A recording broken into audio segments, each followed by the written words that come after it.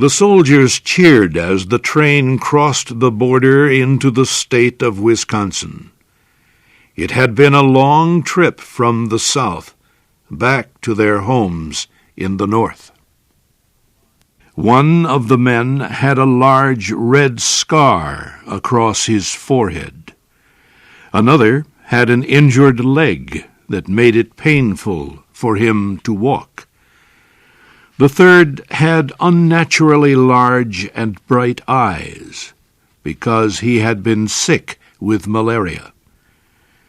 The 3 soldiers spread their blankets on the train seats and tried to sleep. It was a cold evening, even though it was summertime. Private Smith, the soldier with the fever, shivered in the night air. His joy in coming home was mixed with fear and worry. He knew he was sick and weak. How could he take care of his family? Where would he find the strength to do the heavy work all farmers have to do? He had given 3 years of his life to his country, and now he had very little money and strength left for his family. Morning came slowly with a pale yellow light. The train was slowing down as it came into the town of La Crosse, where the 3 soldiers would get off the train. The station was empty because it was Sunday. "I'll get home in time for dinner," Smith thought. "She usually has dinner about 1 o'clock on Sunday afternoon." And he smiled.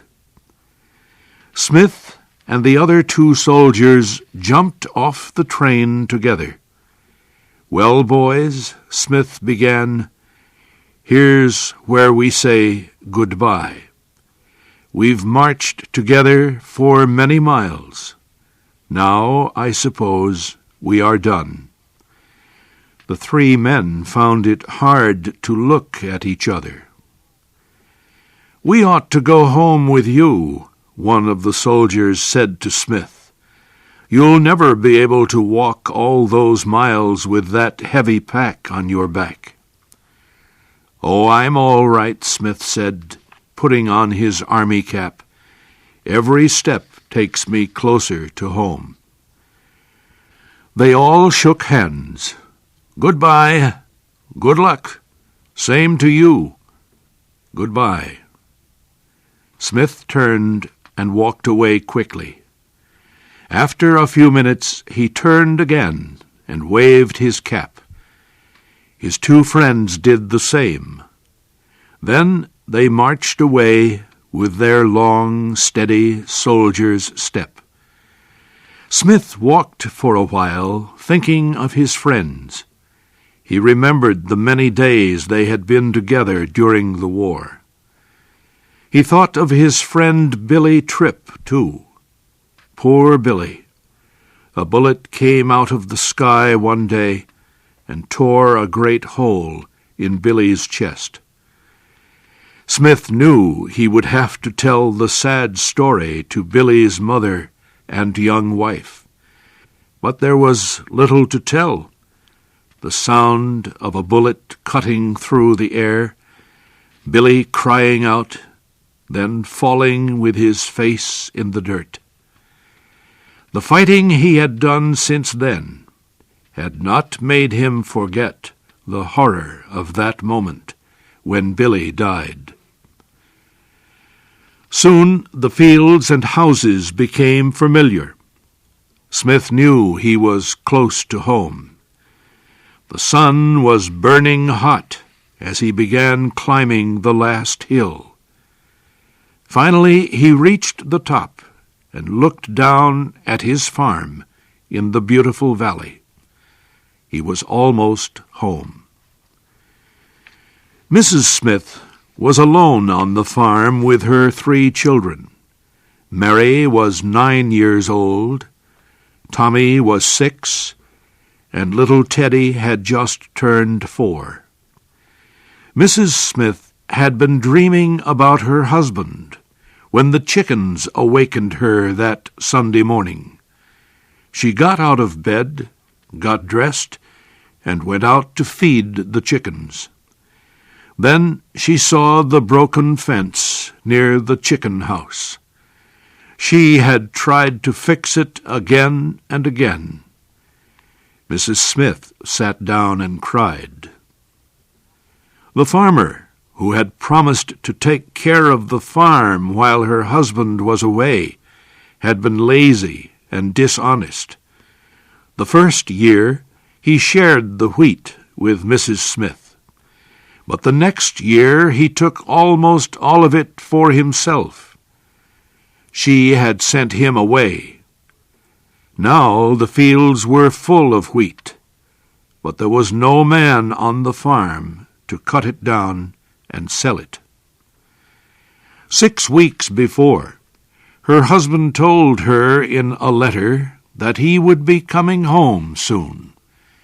Other soldiers were returning home, but her husband had not come. Every day she watched the road leading down the hill. This Sunday morning she could no longer stand being alone. She jumped up, ran into the house, and quickly dressed the children. She carefully locked the door and started walking down the road to the farmhouse of her neighbor, Mrs. Gray. Mary Gray was a widow with a large family of strong sons and pretty daughters. She was poor, but she never said no to a hungry person who came to her farm and asked for food. She worked hard, laughed often, and was always in a cheerful mood. When she saw Mrs. Smith and the children coming down the road, Mrs. Gray went out to meet them.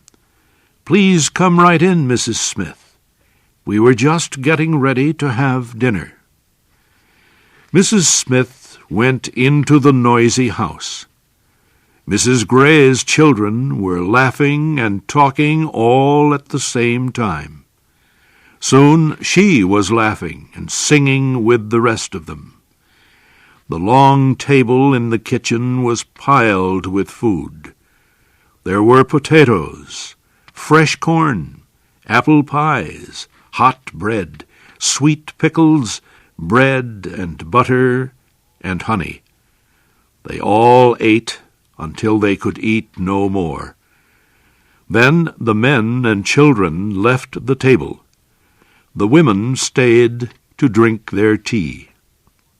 "Mama," said one of Mrs. Gray's daughters, "please read our fortunes in the tea leaves. Tell us about our futures." Mrs. Gray picked up her daughter's cup and stirred it first to the left, then to the right. Then she looked into it with a serious expression. "I see a handsome man with a red beard in your future," she said. Her daughter screamed with laughter. Mrs. Smith trembled with excitement when it was her turn. "Somebody is coming home to you," Mrs. Gray said slowly. "He's carrying a rifle on his back, and he's almost there." Mrs. Smith felt as if she could hardly breathe. "And there he is," Mrs. Gray cried, pointing to the road. They all rushed to the door to look. A man in a blue coat, with a gun on his back, was walking down the road toward the Smith farm. His face was hidden by a large pack on his back. Laughing and crying, Mrs. Smith grabbed her hat and her children and ran out of the house. She hurried down the road after him, calling his name and pulling her children along with her. But the soldier was too far away for her voice to reach him. When she got back to their farm, she saw the man standing by the fence. He was looking at the little house and the field of yellow wheat. The sun was almost touching the hills in the west. The cowbells rang softly as the animals moved toward the barn. How peaceful it all is, Private Smith thought. How far away from the battles, the hospitals, the wounded, and the dead. My little farm in Wisconsin. How could I have left it for those years of killing and suffering? Trembling and weak with emotion, Mrs. Smith hurried up to her husband.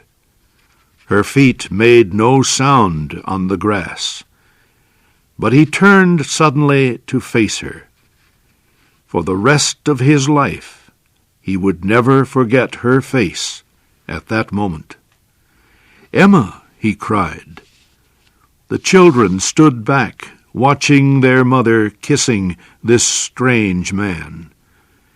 He saw them, and kneeling down, he pulled from his pack 3 huge red apples.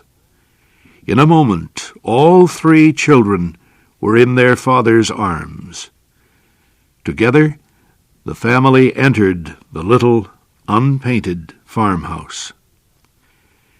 Later that evening, after supper, Smith and his wife went outside. The moon was bright above the eastern hills.